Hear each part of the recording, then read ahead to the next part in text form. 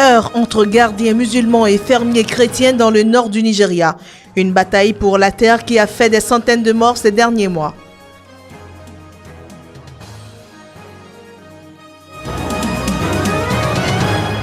Tension toujours croissante autour de Bambari en Centrafrique. La MINUSCA essuie des menaces venant de groupes armés qui veulent prendre la ville.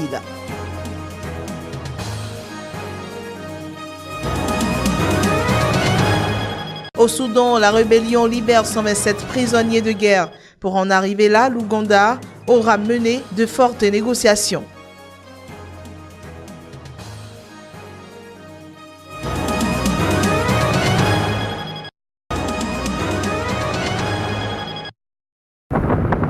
L'État de Kaduna, dans le nord-ouest du Nigeria, aura eu quelques années de répit. Mais les violences entre nomades et agriculteurs sur fond de tensions ethniques et religieuses ressurgissent, faisant des centaines de morts ces derniers mois. La semaine dernière, au moins 20 personnes ont été tuées et autant de maisons détruites, alors que des éleveurs nomades ont envahi 5 villages d'agriculteurs.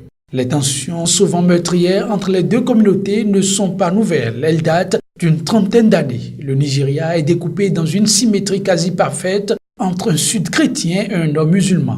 Au centre, les communautés se rencontrent et les tensions s'enveniment sur fond de surpopulation, de pauvreté et d'accès aux terres arables.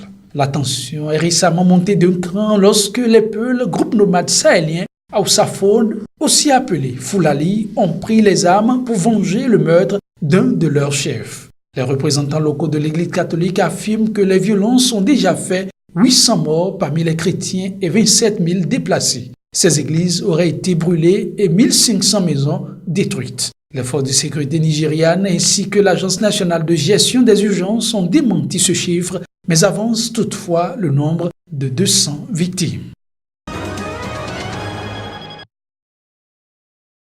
En Centrafrique, malgré le départ du chef de l'UPC, la ville de Bambari est toujours menacée par l'avancée de la coalition du FPRC de Nourdine Adam. Ces derniers jours, le ton est encore monté par voie de communiqué interposé. Pour éviter l'embrasement général, les casques bleus multiplient les interventions. Ainsi, dans son dernier communiqué, la MINUSCA cible sans ambiguïté le FPRC accusé d'avoir proféré des menaces contre son personnel et les acteurs humanitaires notamment. La MINUSCA, qui souhaite éviter à tout prix des combats à Bambari, a obtenu le départ d'Ali Daras, le chef militaire de l'UPC, ainsi que celui du chef local des Anti-Balaka, Gaëtan Boadé. Depuis début février, des affrontements meurtriers opposent FPRC-MPC et l'UPC, deux factions issues de l'éclatement de la coalition Seleka.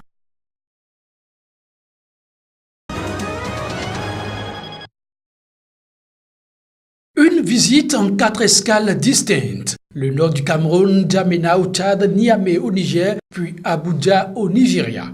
En mission dans ces pays, la délégation du Conseil de sécurité de l'ONU, conduite par le Royaume-Uni, la France et le Sénégal, a tenu à attirer l'attention sur la crise humanitaire sans précédent qui menace cette région du lac Tchad, abritant des centaines de milliers de réfugiés ayant fui les djihadistes de Boko Haram.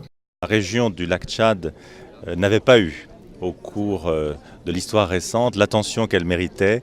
Et nous voulions, avec mes collègues et amis, réparer cette erreur qui était une injustice en faisant venir pour la première fois le Conseil de sécurité dans son ensemble, visiter les pays de la région et visiter notamment le Niger. Au Niger, c'est le chef du gouvernement, Mahamadou Issoufou en personne, qui a reçu la délégation.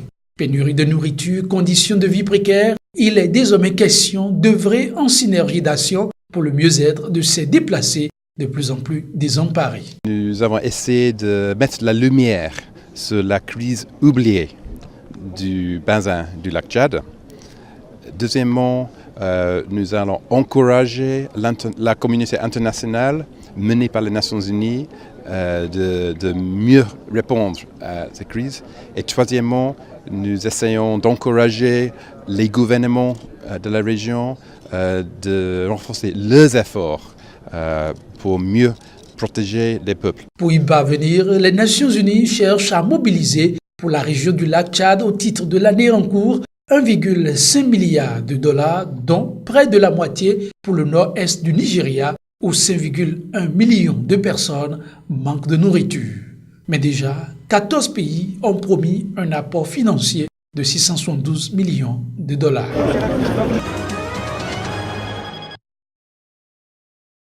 Après leur libération obtenue au terme de négociations chapeautées par l'Ouganda, 127 prisonniers de guerre soudanais qui avaient été capturés dans les États du Nil bleu et du Kordofan sud par la branche nord du mouvement populaire de libération du Soudan rentrent chez eux.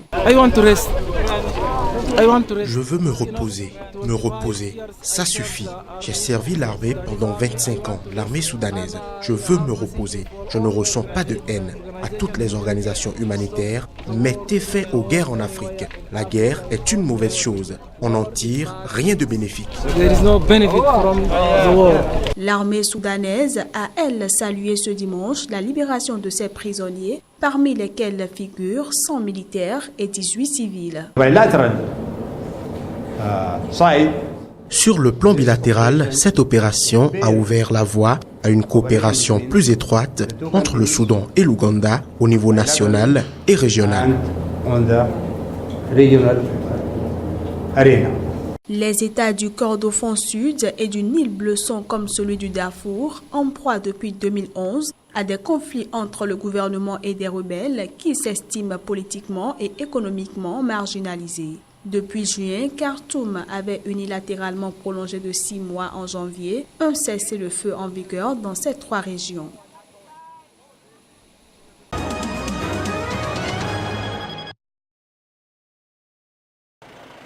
Au Sénégal, des ennuis judiciaires commencent pour le maire de Dakar. Khalifa Sall est dans une tourmente concernant la gestion des fonds de la caisse d'avance de sa municipalité. Il s'agit, selon des observateurs, d'un fonds qui existe depuis l'indépendance et mis à la disposition du maire pour servir les populations. Suite à une enquête de l'Inspection générale d'État, Khalifa Sall a été auditionné les 21 et 22 février dernier par la division des investigations criminelles pour justifier l'utilisation de ces fonds d'un montant d'1,8 milliard de francs CFA. Vendredi 3 mars 2017, le procureur de la République du Sénégal a, dans une conférence de presse, annoncé l'ouverture prochaine d'une information judiciaire contre Khalifa Sall. Je vais saisir dès la semaine prochaine le juge d'instruction sur le dossier de la mairie de Dakar pour des faits d'escroquerie portant sur les deniers publics, de détournement de deniers publics et de faux usage de faux en écriture. En réponse au procureur, le maire de Dakar a animé dimanche une conférence de presse pour réfuter les accusations portées à son encontre et dénoncer une cabale politique. Le processus qui nous est intenté est une démarche, une manœuvre infamante, ignominieuse, parce qu'il s'agit de détruire la réputation d'un homme. Il s'agit de salir l'honorabilité et la crédibilité d'une institution. Tout le monde sait que depuis 2009, dans cette ville, nous avons été les meilleurs partout dans notre gestion. Selon les observateurs, le maire de Dakar est perçu comme un potentiel candidat à la présidentielle de 2019. Cependant, le feuilleton judiciaire auquel il est impliqué est loin de connaître son épilogue. Le maire de Dakar est convoqué ce lundi 6 mars par le juge d'instruction.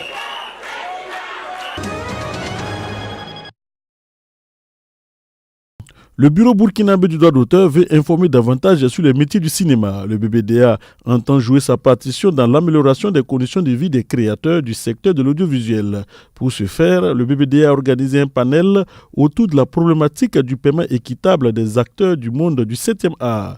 Le directeur général du bureau burkinabé des droits d'auteur, Waabou Bara, nous situe sur les enjeux de ce panel.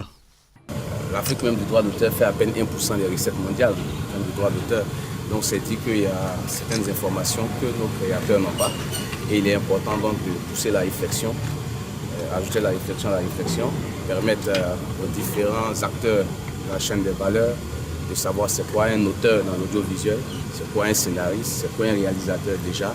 Et au regard de ces différents métiers-là, comment le droit d'auteur peut contribuer plus ou moins à l'épanouissement de ces différents créateurs. Pour le ministre burkinabé des Affaires étrangères Alpha Bari, les droits d'auteur doivent être payés de façon régulière pour améliorer le niveau de vie des artistes, réalisateurs et acteurs du cinéma.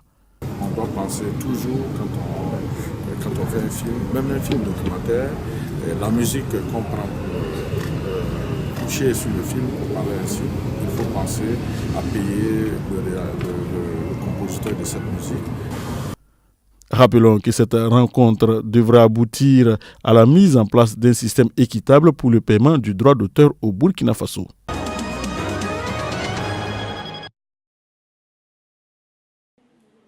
La Fondation camerounaise de la Terre vivante, une ONG locale, vient de collecter avec le concours de la société de téléphonie mobile Orange Cameroun une cargaison de 13 tonnes de téléphones portables en fin de vie. 17 millions de téléphones portables en fin de vie, enfin en circulation, qui seront un jour des déchets. Il était important de commencer à se demander comment est-ce qu'on fait pour que, une fois qu'ils seront en fin de vie, qu'ils ne deviennent pas nuisibles pour notre environnement et in fine pour notre santé. La collecte a eu lieu dans 3 régions du Cameroun, à savoir le littoral, le centre et le sud-ouest. Ces déchets électriques et électroniques seront recyclés dans la ville de Havre, en France. Alors, dans l'usine du Havre, qui s'appelle Morphosis, qui veut dire en grec nouvelle naissance, où vont arriver nos déchets envoyés par container d'ici, de Douala, on refait des matières brutes. On refait du plastique, on refait des métaux de différentes sortes, de l'étain, de l'argent, etc.